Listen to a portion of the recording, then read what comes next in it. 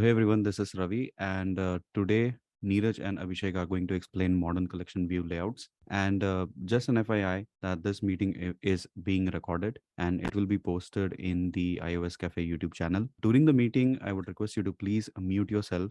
And if you have any questions, then please use the raise hand option. I can unmute you or you can unmute yourself. But as a courtesy, I would request you to please make sure that you're asking your questions by the end of the session, so this way the event can run smooth and the presenters can focus more on the presentation. So that being said, I'm handing the mic to Abhishek and Neeraj. Go on. Hey Ravi, thanks. Now I will take it further from here. So hi everyone, my name is Abhishek, and today Neeraj and I will talk about our understanding about the modern collection views. So before we proceed on further, I would like to thank you Ravi for giving us this opportunity for presentation, and of course all the people who joined us today by taking out their time to listen us. And we are very thankful to all of you for this one. And just the heads up that this session will be recorded and will be uploaded on the YouTube channel.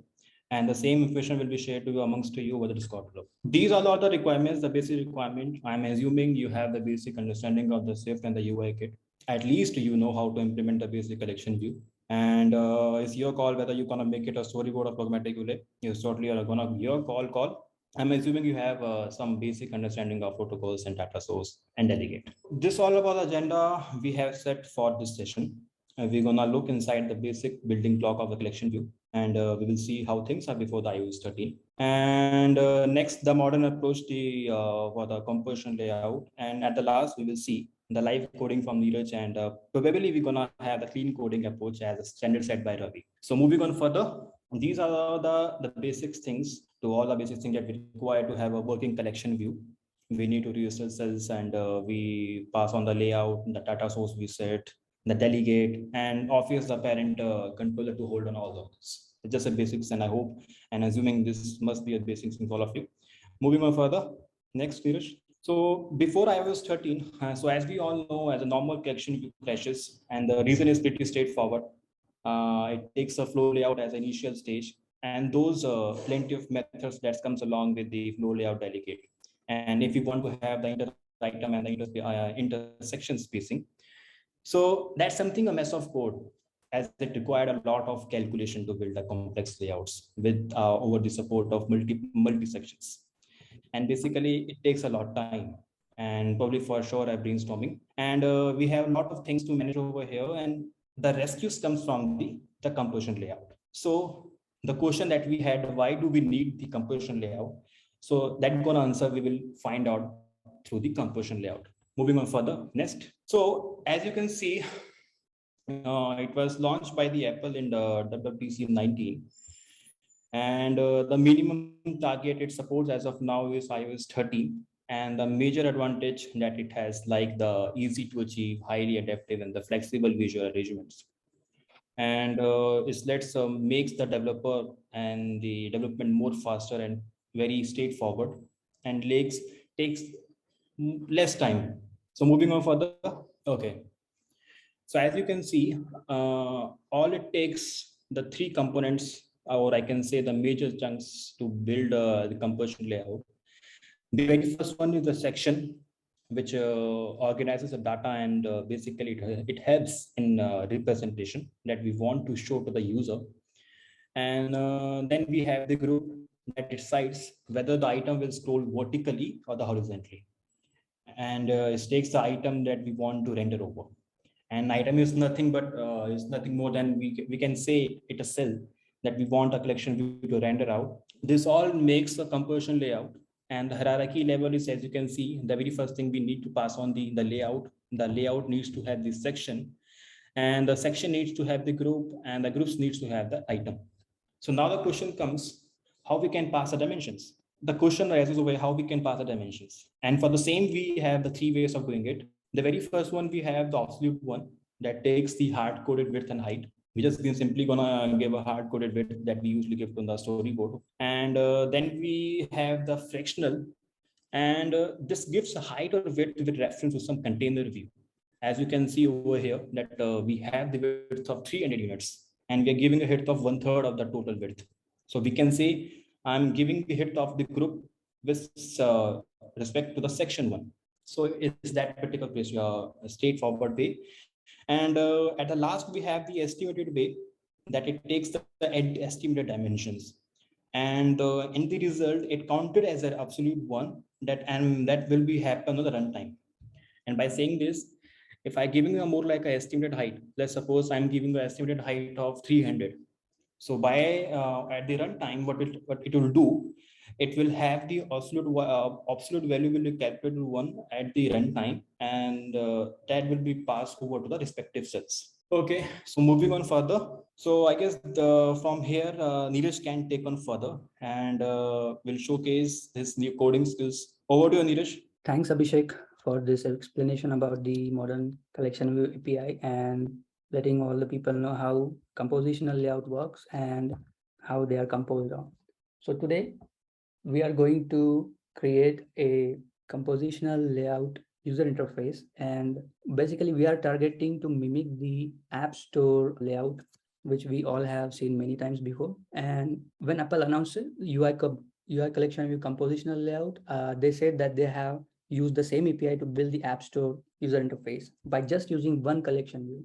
They have formed many different sections, and so we'll try to mimic a couple of sections out of that, which will be like this. The first one is the horizontal section, and it will be having such cards. The another will be having the list of top free apps, and it will also be having grouped paging kind of behavior.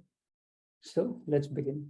As you can see, I have a usual flow layout collection view inside a view controller, and I have set it up by applying constraints, and this is the current state of the application, nothing complex here. And for saving time, I also have created some mock data for this demo session and some cells that I have already created that we will be registering in the collection view as we advance by making from 0 to this stage. So at first, let me say collection views data source will be provided by the same view controller, App Store view controller. And then we also have to implement the data source. So I will use the collection views data source methods that we all are aware of. So the number of sections, we will begin with the first section. So let me say only the one section will be there. And I will also register the cell for that section, which is be the pre-made cell that we have used, and it will be the featured app cell. So this is it, and it's having its own identifier like that. And hence it will also require some data to render on this cell, and that data would be coming from this featured app data model. So we already have that as well composed, and this would be the same App Store view controller that is providing the data source implementation. And for the dequeuing part, it's the same cell. We need to cast it down, and we also need to provide the cell one of the item in featured apps, also which is based on the current index of the table view. So like that, if everything is set up correctly, let me build it, and the build is successful. So let me run it. And it seems like we already have some cells here, which is using the flow layout of the collection view API. But we want to make it appear like this using compositional layout API. So let me then switch back to Xcode and use the compositional layout API, which has certain builder methods. And I think I'm going to use this section one. As Abhishek has explained during the presentation, the collection view compositional layout consists of sections, groups, and items. So I'm going to construct this green part at first. And this green part is requiring some extra information. So I'm going to construct first this section, which is collection layout section, and it requires a group. So I also need a group here. So I would say that group equals to NS collection layout group. And we want this group to be scrolling or flowing horizontally, not like this, not vertically. So this group has its own builder methods. I would choose the horizontal one, which in turn takes some size and some sub items. So I'm going to create a group size, and let's say NS collection layout size, which in turn again takes some width dimension and height dimension.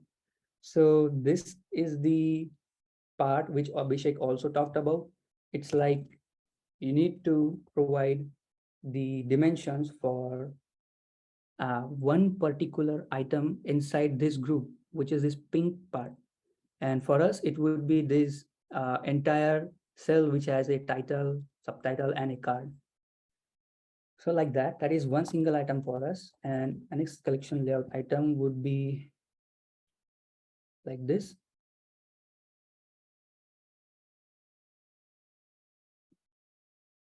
At first, let me satisfy the group size by saying that the group would be taking the fractional width. What I want is the group to take the entire width of the screen. So I will say use the 100% width of the screen. And for the height, I would say please use, for now, please use 300 units of the entire screen. And now for the sub items that I was going to create previously, let me focus on it now. So it is NS collection layout item. It is also requiring some layout size. So I will create one item size here, which would be NS collection layout size. And again, one item also needs the dimension, but this time the dimensions need to be given by taking into consideration the availability of the space at its parent, and the parent is group. So the item size would be given by taking into consideration those values. So for the width, I would say fractional width, same as the parent width, and the height would be also the same as the parent's height. So in this case, I would say fractional height 1.0. Now that I have constructed the item size, I will provide it to item. And since we have item fully constructed, and also the group size is constructed, let me pass this group size to the layout size, and let me pass this item as a sub item to this group. And let me pass this group to this section. Also, this section is needed by this layout. And this way, we have come through the smallest unit inside the section, and then we have constructed up to the hierarchy. The compiler seems to be happy upon building, and it seems like we are good to run the app. Let's see what is the effective result.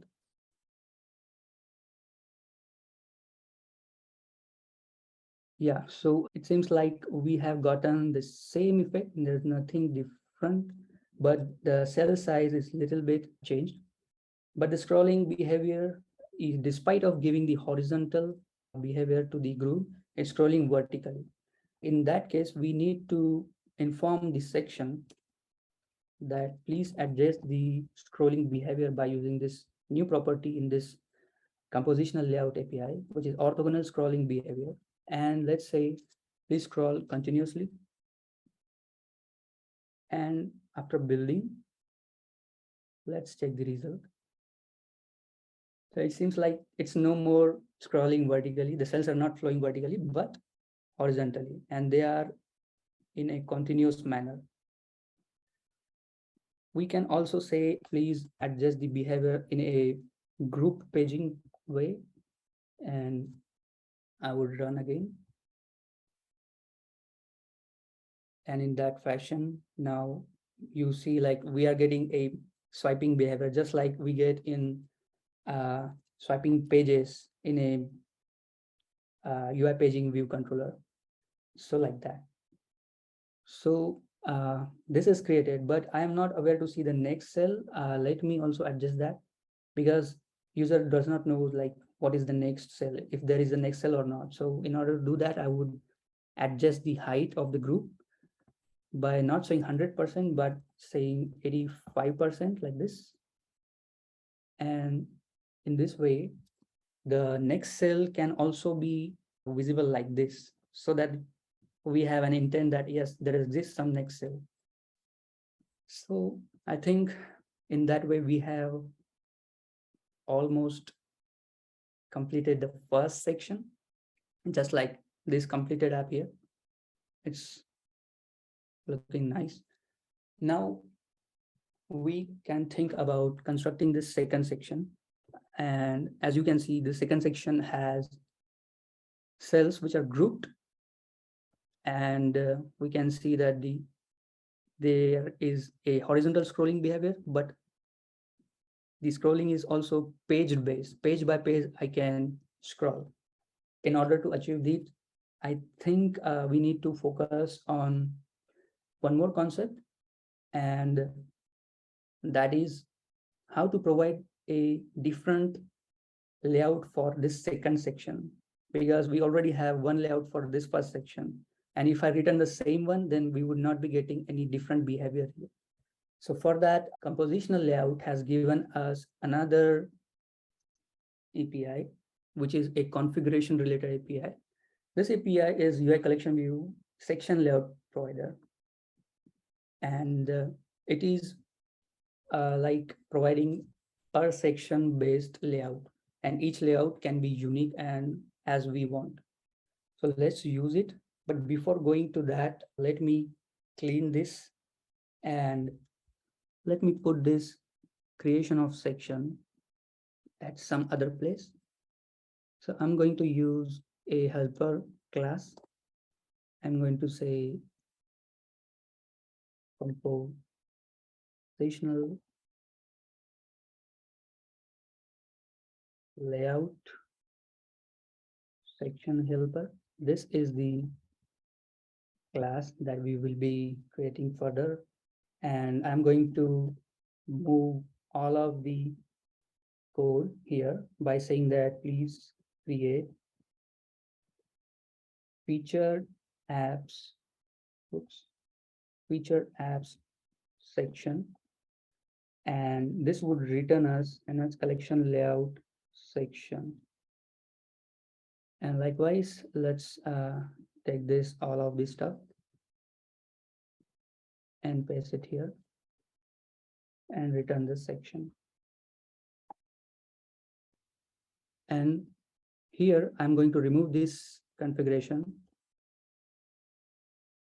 and I'm going to say, please use different builder, which is the collection view compositional layout. But this time I'm going to use the section provider builder. And if I press enter, it has its own closure block. As you can see, it has two parameters. One is section index. Another one is the collection view layout environment. So this environment variable we are not going to use in today's demo. The reason is because it's not needed for this section layout that we want to create. You can use it when you are creating collection view layouts for iPad apps, where the width is varying, and where you have to take care of the portrait and landscape mode. At that time, you can use this environment variable like that. We are all set to switch over this section index property and create per section based layout very easily here. So for the first section, which is 0, I would summon our helper class, which was collection view. Let me go compositional layout section helper. And I would say, please create a featured app section here for us. For ACE1, that is, if our section is the second section, For now, I'm going to return nil, and we also need to give a default one. So I'm going to say return nil like that, just to make the compiler happy here. And then uh, let me also use the return keyword here. Yeah. Now we can focus on creating the second section layout. So I'm going to go in this helper class and create another function for creating section. So the second section would be displaying top free apps, like we can see in App Store. You can name it anything as you want.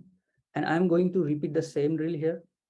So as you all know by now, first we need to create a section, which is collection view layout section, and it requires a group. So let's create a group again, which is a NS collection layout group. But this time the group is, we want it to flow the cell vertically. So I would say use the vertical builder. It has its own parameter.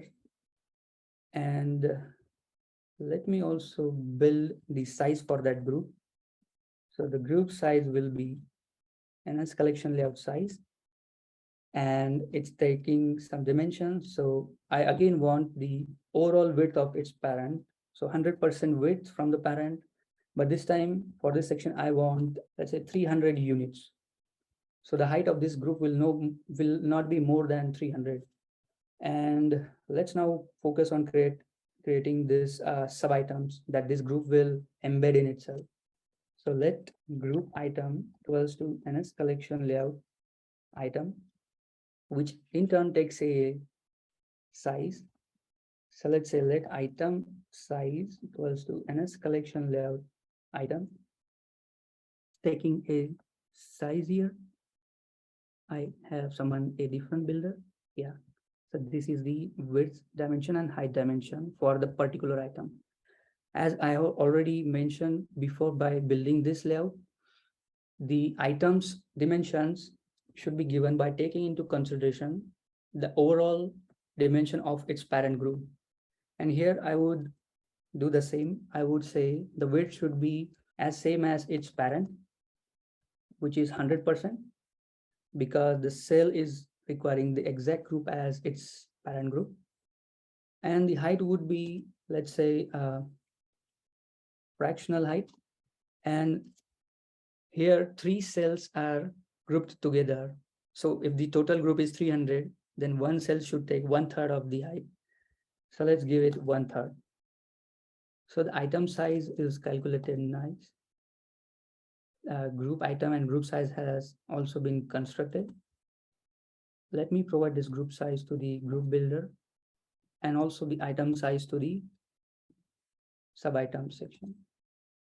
In this way, we have constructed the group successfully, and let me return the section. So this was configuring the layout for this section. And now let's use this method and return, instead of nil, let's use compositional layout helper dot create top free app section.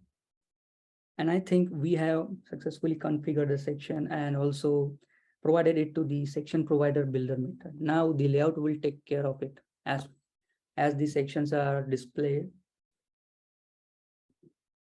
The second step is to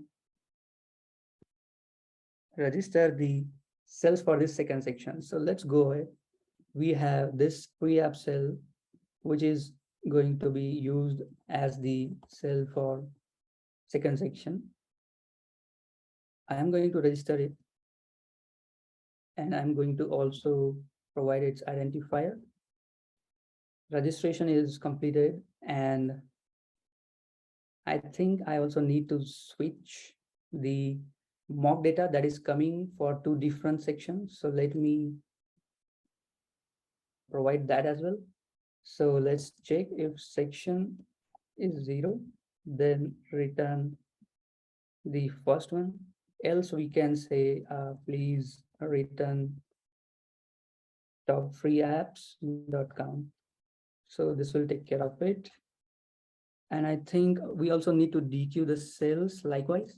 So let's say if index path dot section is 0, then please dequeue this particular cell. Or if it's not 0, then we can say please dequeue the pre-app cell, cast it, and also provide that cell one item. And that item will be coming from this mock data array. And I will be giving it the index path. I think this is also set up here. Compilers are also happy. I think everything is set up, but I'm thinking something is remaining here. Yeah, the number of sections, I think, yeah, this number of sections needs to be also 2 because now we have 2 sections. So by wiring all of these things together, let's run it. And there we go. And we can see that the second section is rendered. And it seems like there are 4. Oh, okay, there are many cells in the second section, but they are not respecting the configuration that we provided actually. So in order to fix it, I think we need to also tell the section here that please adjust the orthogonal scrolling behavior and please use the group paging for the scrolling behavior. And let me run it again. Okay. So now there are 3 cells which are grouped together. It seems like the layout is respecting our configuration.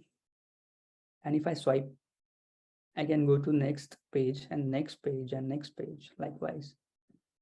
So the second section is also rendered here. Let me give some spacing here to the group. So I would say, please use some content inset from the top. And let me put it 16. Okay, there is some spacing here. And yeah, as we can see, we have already rendered this second section. One thing which is remaining around is to provide a header for this second section because we need to differentiate the sections. So in order to do that, CollectionView compositional layout API also has given the feature. In that case, I'm going to say that this section will be using some supplementary items. And what are these? So these supplementary items are like any decoration items that you want to supply to the section. So let's say use the supplementary item and I will use this builder method, which takes a layout size, an element kind, and a alignment. So the first thing that we are going to need here is a layout size.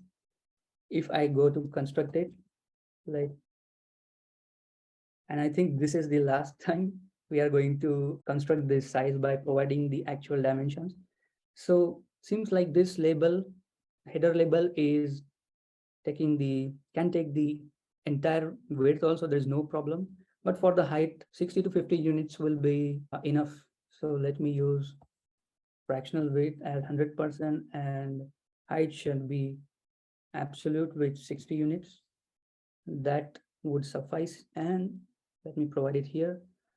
For the element kind, I always like to, encapsulate the kind string and the element identifier string inside the cells.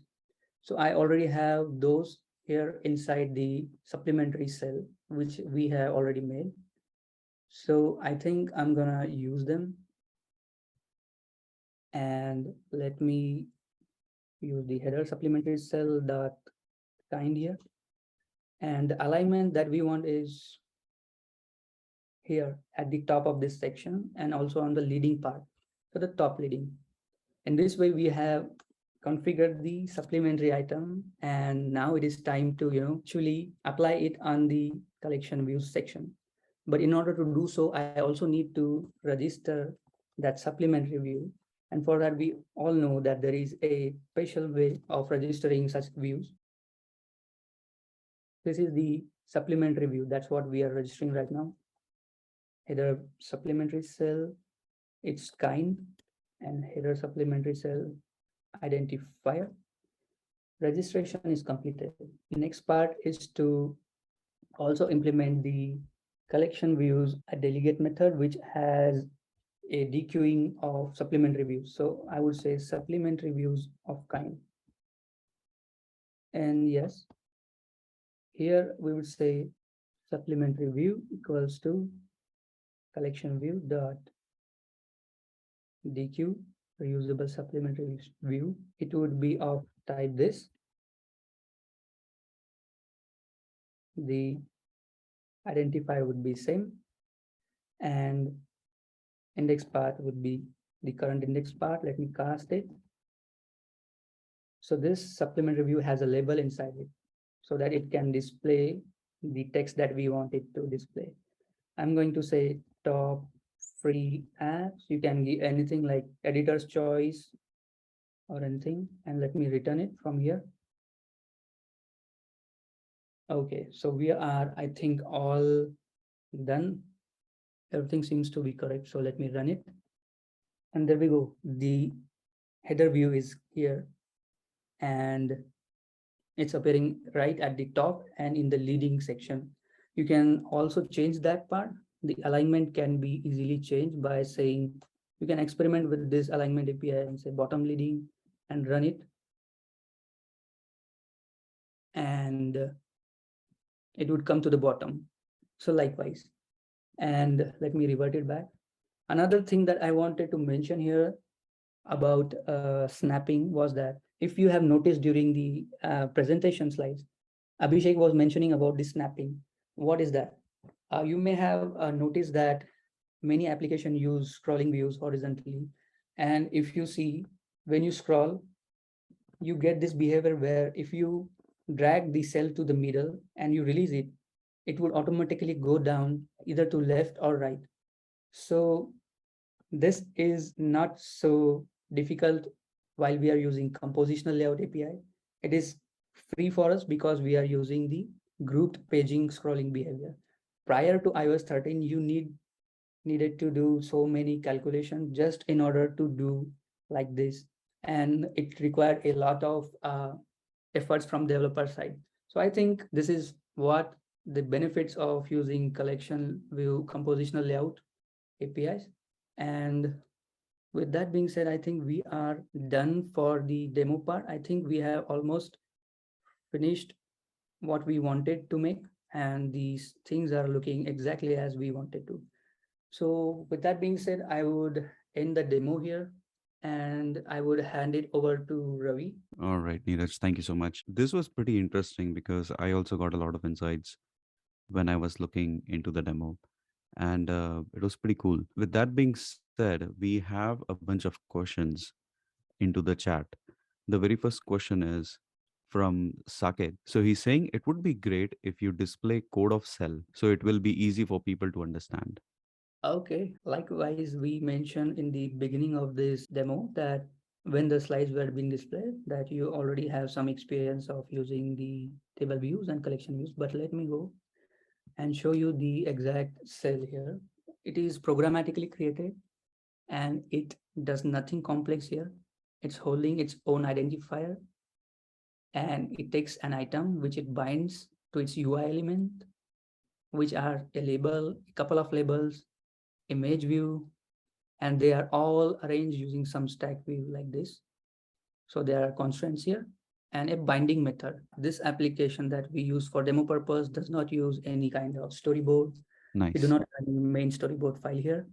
In Okay. order to render the cell image, I am using Nuke and I am using the Swift package manager here. So we will be uploading this code as well on GitHub. But in order Okay. to run that, you all need to do is go on the file and click on package and click on reset package cache so that your Xcode will refetch that library and then you can build and run it. Otherwise, it will not compile. So So that so just a quick one. I mean, for the audience who don't know what nuke is, can you explain what nuke is in like few sentences? sure. So when I was using it, I came to know that Nuke is a very powerful image loading system which has its own pipeline of caching images, and the images are being stored. Also, when you do a lot of scrolling on your screen, and when the cells are, the images are being fetched, but then the cells are scrolled and they're not anymore visible. So Nuke, what it does is it caches the downloaded part of the image and it saves it in the cache. So if you revisit that cell, it will also, download from the that part. I mean to say, it will resume the download. It will not re-download it from zero. So that kind of image loading system, you get it for free when you use Nuke. And there are many more advantages. If you browse the documentation, I think it is available on. And I assume this is an MIT license and it is open source. It's free to use, right? Or do It we need is licensing? it is open source Okay, and many thank you. companies are using it. Yeah. Thanks, Ravi. Neeraj, it was a wonderful session. So I have a query. Like, if we have some web view and we are using collection view cell, so is this composition layout can helpful for us to provide the dynamic height for the web view inside the collection view cell item? Thanks, Chandan, for your question. So if you saw the slides, when Abhishek was explaining, there was a way to provide dimensions, which were one of which was estimated dimensions. So what it does is you provide an estimated size to that cell or that item. And when the cell is being rendered, the actual size would be calculated. And if it is equal to that estimated size, it's fine. But if it's greater than the estimated size, then it would actually do that part. It will increase the cell's overall height. But in order to achieve that, you also need to get some support from its parent group. Or I will give you a hint here. You need to, provide some information to the section. You can say that please adjust the children inside it in a flexible manner. So if you follow this in, you would be able to achieve that. And that's my answer. I hope that helps. Yeah, thanks. Thanks, Neeraj. One question is how to manage equal space between cell, and a follow-up question for that is how do you manage estimated height part? The first one was what? How do you The manage? I mean, how do you in between cells? How do you manage the space? This kind of managing of space can be provided by informing to the section. A section has some parameters which it can take, and you can say, please provide the fixed spacing between its children. So if you do that, you can also provide some number. Let's say you want to have eight units of padding as a uniform one, then you can give that number and it will respect that. And for the next one was, how do you manage the dynamic one? So I think I already answered this to the previous question for Chandan. Yes, thanks, Ravi, for unmuting. Yeah, so first of all, I would like to thanks Ravi, Neeraj, and Abhishek for such a nice, wonderful presentation and sharing the knowledge.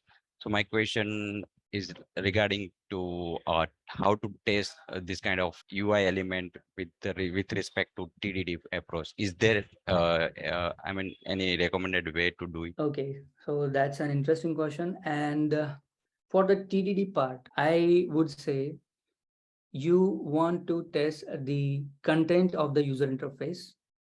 This is what I'm assuming, but am I correct? Basically, I want to test the flow because the UI collection is already have some predefined knowledge, right?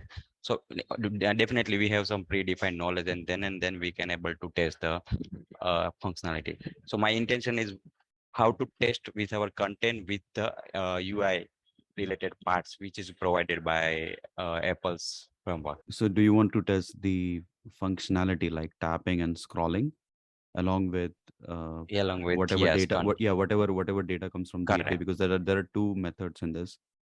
One is Yeah, you correct. can mock, like I'm not loading any data from the API and I'm Mhm. just having dummy data in my collection view, and through that I am scrolling and I'm asserting, making sure I'm seeing the next section of cells. Is that correct? Yes, yes, Ravi, exactly. Kind of Okay. integration testing. Okay, so it's integration testing, like you want to test the entire set from start to end. Okay, Neeraj, you want to take a jab at it? Yeah, sure. So the integration testing wouldn't be any different for this one as well. The usual integration testing that we do for table views or collection views, it would be the same. The basic units would be your cells, as and when you supply the data to the cell, and you need to simulate these scrolls. So Okay. what I'm saying is, if you simulate the scroll, there is a property on the scroll view which is dragging, and it's a Boolean property. So you need to make a test table of that kind of collection view which is scrolling, and then you need to provide the data, maybe some stub you can use, and that's how you can integrate the collection view with that stub data with these is dragging behavior of the scroll view, and then you can do the assertions. Does that answer your questions? Yeah, makes sense. Thanks, Okay. Neeraj. Do we have Sagar in the participant? Yeah, hi Ravi. Yeah. Yes, I'm here. Okay, so just a quick one. Sagar is going to kind of like, he is one of the moderators of the iOS Cafe, and he's going to talk about what Nuke is, kind of like, because I see a lot of similar questions in the chat, like, is Nuke a similar version of SD web image, or is it better than Kingfisher? So, Sagar, can you please provide some insights on it? Thank you. Yeah, sure, Ravi. First of all, Abhishek and Neeraj, it is a fantastic session. So coming to the query on Nuke. So basically, someone has asked whether Nuke is like SD web image. So basically, the purpose of serving library, so purpose is the same of this both library, but I would say Nuke is having some more functionality. So let's take an example. If your application is having a very heavy scrolling, and your each table cell or collection cell is showing some downloading image or something like that. So Nuke has inbuilt cache functionality implemented internally, so we don't have to take care of those things. And again, so let's say there are 5 cells which are downloading the image, and what happens if you're using Nuke? So it started downloading, but the moment you are scrolling and that frame is out of the frame, so it stopped, or it's actually paused that downloading over there. And as soon as that cell comes into the picture or frame again, it resumes that downloading from that particular point. So that is the few advantages of having Nuke. Basically, it manages the resources in a much better way because it's pausing the download as I'm Exactly. scrolling, Yeah. and Yeah. this way it kind of like manages the resource much better. Wow, Yeah, that's Yeah. good. which eventually helps, into the, Performance. yeah, Scroll performance as well as the data saving, which is also important. exactly. I have one question from Aishwarya. How to focus on current selected cell, like size? Size would be different and other cells are low size. Basically, I think we are heading towards a question of Pinterest. Like how do you manage that? I have seen that layout in Pinterest, and it is also like you can address that problem by using the estimated heights. And I think I answered it to a couple of people before this question. You need to use the estimated height for that cell, and then you need to also inform its parent, which is a section, sorry, group, that please have the flexible spacing, so that when the cell is rendered, at that time the estimated size is taken into consideration, and if the cells content are more than that height, that estimated size, so one of them would be chosen like that. So it's dynamic calculation. And I think if with that being said, maybe I would be interested to see if somebody based on this today's session implements it and contacts us on Discord, that they have created some interesting Okay. layout like Pinterest. Yeah. Okay. Out of curiosity, I have one question. So we have seen that we are adding some cells and sections and everything right now, and this is like a UI kit based application. Do we have the same effort while building the same layout in Swift UI, or is the effort less? How do you define that? Basically, this kind of compositional layout, along with the combination of the defable data source, I would take that name here because we are not focusing on that API today. But yeah, what SwiftUI is doing is, under the hood, there are defable data sources in addition to such kind of declarative, because these APIs that we use today, they are declarative. I don't need to form anything. I am informing the section layout each time I need to create it. And it's taking care of all of the things. In Swift UI also, we need to provide such width modifier, height, I think frame modifiers exist there. And we are doing the same here. That's how the size is being taken by one item. And I think under the hood also, the combination of compositional layout along with defable data source is happening. So when your data changes, you give that new data to defable data source API, and it calculates the diffing, and it has the cell registration. So it Okay. automatically does the new cell. So all of these three things happen together, and that's Okay. how it's linked to Swift UI. Okay. Sweet. Okay. We have a question in the chat. Is it possible to add a page control that corresponds when we swipe the group? Basically, if you need to add page control, it would be like you need to manually, adjust the indicator at the developer level, and it is requiring effort from developer. So yes, you can do that, and I would say it would be very much same as combining a collection view and synchronizing the current page number along with the paging control. You can use collection view dot scroll to the next page property, and then you can synchronize the paging indicator along with that current cell. So yeah, it is possible, but you need to do Okay. efforts. Okay. So basically, it's going to require some custom coding from my end. Yep. Okay. And one question from Kartikeya is, can you tell again how in the top free app section we are scrolling horizontally? And I think this is the orthogonal behavior that you just pointed out, right? Yeah, so the orthogonal scrolling behavior is taking care of the horizontal scrolling. You just need to provide the, even if you have said that please use the horizontal builder for this group, you need to say extra, and for you need to provide extra information to the section, because the section is holding that group. So it needs to know how that group will be flowing. And this property takes care of that, if you can see. So it decides the axis and on which the cells are flowing. So like that, the horizontal part and the group paging or any other behavior will take care of that. So these two combination you need to do. So I think we will stop here for now, and soon we will announce what the next event is. I would like to thank Neeraj, Abhishek, and everybody who has who has taken time and joined this event. Abhishek, Neeraj, thank you so much for making the App Store UI. It was pretty amazing to watch it, and that's about it. So thank you guys. Thank you so much for joining. Thank you, Ravi.